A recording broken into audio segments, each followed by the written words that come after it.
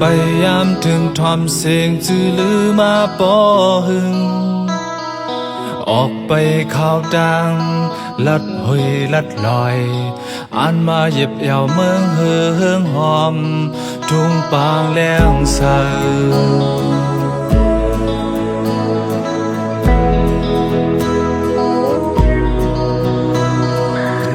เจอทนหันเจอมนต์ส่งเจอจมจอมหอมมือกัน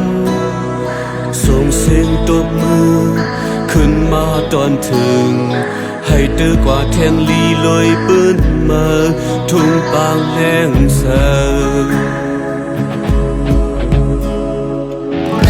อำก็เลยกินข้าวหนึ่งตาอำมังเลยกินน้ำหนึ่งก็หันหน้ายิ้มสู่ตรงตาดอกก็หันเจอทุ่งปางแรงเสือมีเจ้าแรงเสือเป็นกองน้ำตาอ่อนโหดโทษดังทุ่งปางแรงเสือมีเจ้าขนังภาษาผู้เธออ่อมน้อมพ้องหงทุ่งปางแรงเสือมีจื่อมีเสียงศาสนาบินหลายกลางจึงเมืองกายทุ่งปางแรงเสือ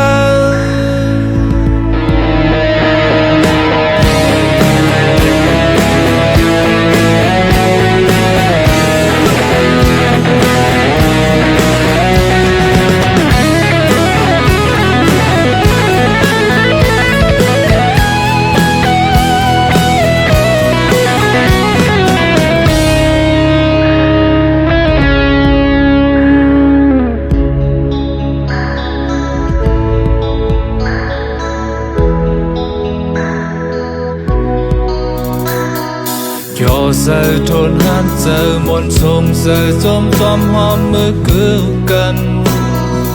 ส่งเสียงตบมือขึ้นมาดอนถึงเฮาเดือกว่าแทงดีลอยปืนมาทุ่งปางแรงเสืออำคือไล่จอนห่มพอยมาอำมังไล่สอนพา